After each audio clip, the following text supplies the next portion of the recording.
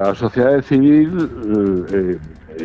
e a memoria histórica que hai na sociedade civil ligada ao Pazo de Meirás o fixo todo, por dicirlo, todo nace dai. Se ti colles a documentación histórica que existe alrededor da reclamación do Pazo de Meirás, pouco despois, meses despois da morte do dictador, xa aparecen voces reclamando o Pazo de Meirás para o patrimonio público, que ese Pazo de Meirás tiña que pasar a ser propiedade pública porque ese Pazo de Meirás fora roubado, non?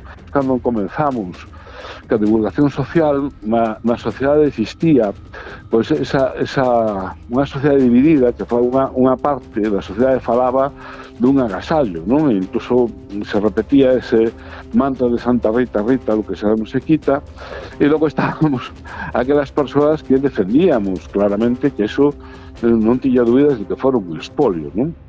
A ferida aberta no 36, un podcast de Nuria López.